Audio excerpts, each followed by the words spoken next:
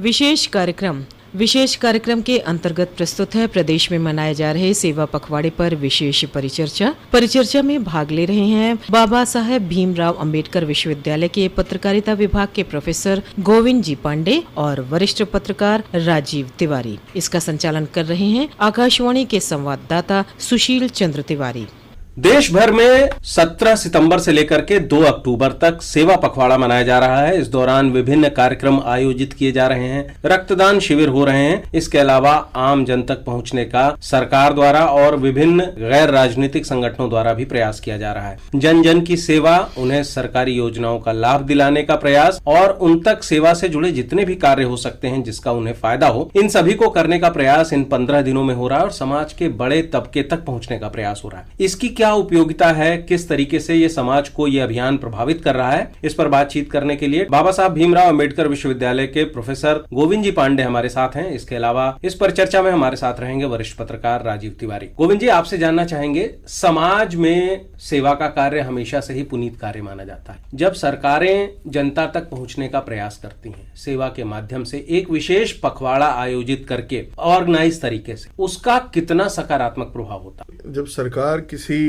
सेवा कार्य में लग जाए तो आप ये मान कर चलिए कि उस कार्य को विस्तार मिलता है। मोदी जी ने 2 अक्टूबर को स्वच्छता के लिए अभियान, तो वो स्वच्छता अभियान घर घर तक चला और सरकार जब शामिल होती है तो जाहिर सी बात है जो सरकारी मशीनरी है वो पूरी की पूरी शामिल हो जाती है और साथ में जनता को इस बात का आभास होता है कि अगर कहीं कोई गंदगी है या सफाई नहीं हुई है और हम अपनी बात को रखेंगे तो एक बड़ा आदमी, बड़ा नेता हमारी बात सुनने के लिए तैयार है या विभिन्न माध्यम पर उपलब्ध है और उसके द्वारा हम अपनी बात रख सकते हैं। एक हो गया इसका सरकारी पहलू। दूसरा इसका सामाजिक पहलू है, वो काफी महत्वपूर्ण है। हमारे समाज में हम सभी ने देखा है कि जो लेयर्स है, अगर उनको देखें तो समाज के जो वंचित लोग हैं, समाज के कुछ ऐसे लोग जहां तक न सरकार पहुंची न मशीनरी पहुंची, उसको उठाने के लिए, आगे बढ़ाने के लिए अगर समाज लग जाता है और साथ में सरकार भी लग जाती है तो मुझे लगता है कि वो कार्य जल्दी होगा। जी, समाज के अंतिम वर्ग तक, अंतिम व्यक्ति तक पहुंचने के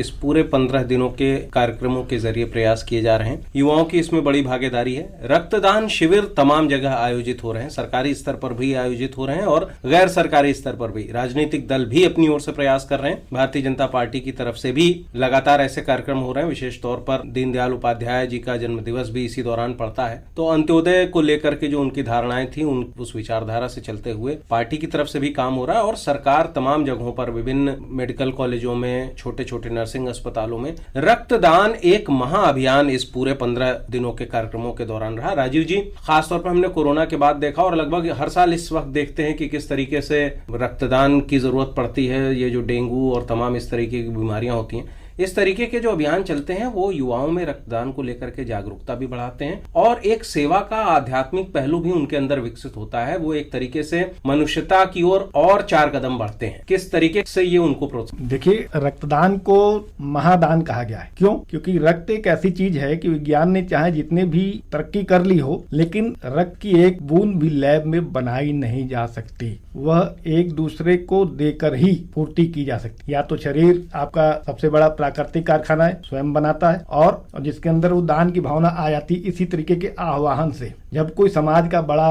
व्यक्तित्व वह जब आह्वान करता है तो उसके पीछे चलने वाले करोड़ों लोग उससे प्रभावित होते हैं। और इस सेवा पखवाड़े की अगर हम बात करें तो जहाँ तक राजनीति की बात है तो राजनीति में भी समाज से ही निकल के लोग आए हुए हैं और भारतीय जनता पार्टी की अगुवाई कर रहे इसमें प्रधानमंत्री नरेंद्र मोदी, उनके तमाम फॉलोअर्स में रहती है, चाहे वो देश हो चाहे दुनिया की बात, कि हम स्वयं को तो अपना इस स्तर पे बनाए ही कि खुद भी संतुलित रहें, साथ में अपने आसपास के लोगों को भी इस तरीके के अपने क्रियाकलाप के द्वारा उनकी मदद भी करें और साथ में उनको प्रेरित भी करें। आध्यात्मिक पहलू की जहाँ तक बात है, हम सब इस प्रकृति के हिस्सा हैं। प्रकृति और परमात्मा एक दूसरे के साथ संतुलन में है। अगर हम इस शरीर को संतुलन में नहीं रखेंगे तो हमारे आसपास की चीजों को भी असर वो पड़ेगा। सबसे पहले हमारा कर्तव्य है कि हम स्वयं को स्वस्थ रखें, फिर हमारे हमारे शरीर से जुड़े हुए जितने भी लोग हैं उनके प्रति जो हमारे कर्तव्य हैं उनका हम पालन करें यथासंभव। फिर इस समाज के प्रति हमारे जो कर्तव्य है उसका पालन करें, और फिर इस देश और इस दुनिया के बारे में यानी कि इस प्रकृति के बारे में जो हमारा कर्तव्य है उसका हम पालन करें। यही असली जी।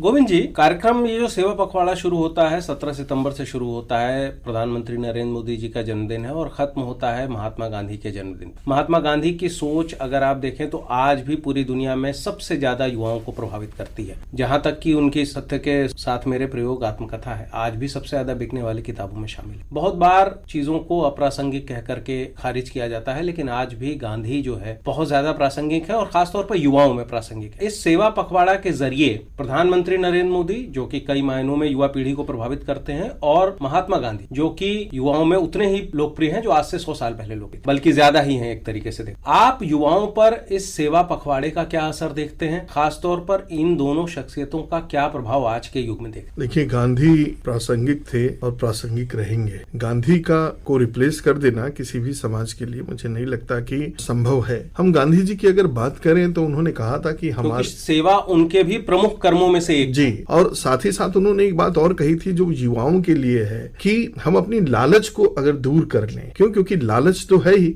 लेकिन अगर हम अपनी जरूरत की चीज इकट्ठा करें और लालच को उसमें से निकाल दें तो जाहिर सी बात है कि वो समाज की सबसे बड़ी सेवा होगी। आज का युवा स्टार्टअप करता है, करोड़ों कमा रहा है, अगर वो युवा उसमें से अपनी जरूरत को समझे और उसमें से समाज के लिए आज से निकालना शुरू कर दे। देखिए, हमारा जो स्टार्टअप है, अगर आप देखिएगा तो $350 बिलियन का स्टार्टअप का एक बहुत बड़ा स्ट्रेंथ भारत में खड़ा हो गया है, जो आने वाले समय में 2 ट्रिलियन तक जा सकता है। तो 2 ट्रिलियन जो युवा पैदा कर रहा है, उसने पाकिस्तान है या फिर इस तरह की जितनी कंट्रीज है उतने बड़े देश के बराबर संसाधन खड़ा कर दिया है, नौकरी खड़ा कर दी है। और साथ में अगर वो थोड़ा सा, फिर हम व्यापार की जो कल्पना है हमारी, उस व्यापार की कल्पना में अगर सेवा भी शामिल हो जाए, भले से वो 5% हो, 2% हो, अगर वो सेवा भाव से समाज में निकल कर जाने लगे तो मुझे लगता है कि भारत बदल जाएगा। और भारत का युवा अगर इस दिशा में सोचने लगेगा कि हम जो भी हमारे पास है, अतिरिक्त की बात कर रहा हूं, क्योंकि भारत में युवा 2 तरह के हैं। उसमें एक ऐसा युवा है जो अभी नौकरी खोज रहा है, एक ऐसा युवा है जो नौकरी दे रहा है, और एक ऐसा युवा है जिसके पास अथाह पैसा है या फिर अथाह उसके पास संभावनाएं हैं। तो जो अथाह संभावनाओं वाला युवा है, जो नौकरी पेशा है, अगर वो मिल जाए तो जो युवा बेरोजगार घूम रहा है उसके लिए भी दुनिया बहुत अच्छी हो जाएगी। और यही सबसे बड़ी सेवा मुझे लगता है युवाओं की होगी।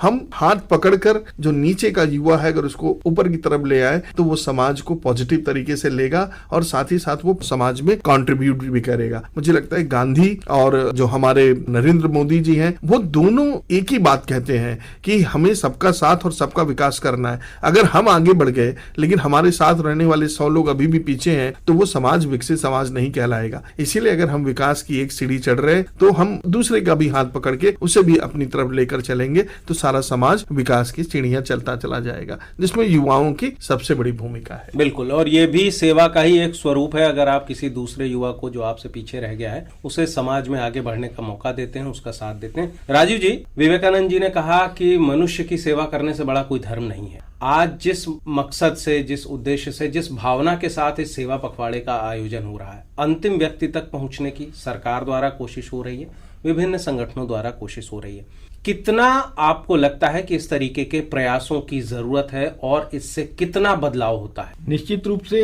इस तरीके के आयोजनों की और आवश्यकता है, क्योंकि ये तो अभी शुरुआत है। नर सेवा ही नारायण सेवा है। कैसे इस सेवा भाव को आगे बढ़ाएं, इसके लिए बहुत जरूरी है कि युवा के मन में अभी से ही उसकी जो भी जीवन शैली है उसमें आध्यात्म का एक पुट आए। जब वो स्वयं में जागरूक हो जाएगा, आत्मा के रूप में स्वयं की पहचान करने लगेगा, उसको सेल्फ रियलाइजेशन हो जाएगा, तब ये जो विसंगतियां हैं या ये जो नकारात्मकता है पूरे देश और समाज और दुनिया भर में, वह धीरे धीरे करके दूर होने लगेगी। जैसे अभी पांडे जी ने कहा, इच्छा और आवश्यकता में अंतर पहचानना सीखना होगा। मेरी आवश्यकता है कि मैं त्वरित गति से एक स्थान से दूसरे स्थान पर जाऊं और मौसम से मेरा बचाव हो सके, तो मैं ऑल्टो से भी जा सकता हूं, लेकिन मेरी इच्छा है कि मैं मर्सिडीज से जाऊं। तो यह इच्छा पूर्ति के चक्कर में जो युवा लगे रहते हैं, वह अगर आवश्यकता की पूर्ति यानी जितनी मुझे आवश्यकता है उतनी हम प्रकृति से लें, समाज से लें, परिवार से लें या स्वयं से लें, और फिर उसी का एक निश्चित हिस्सा वापस भी करें। बिल्कुल, और ये बहुत बड़ी सेवा है अगर आप प्रकृति को अपने हिस्से की चीज, उनके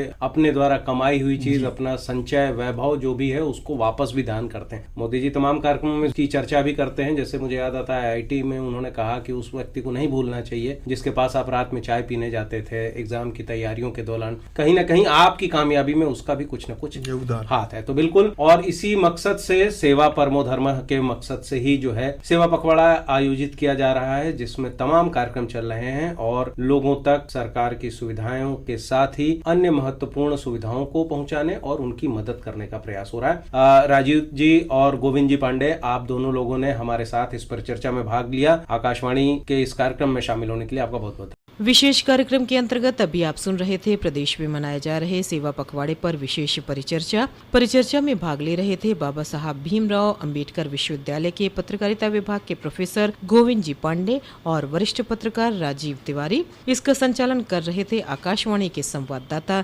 सुशील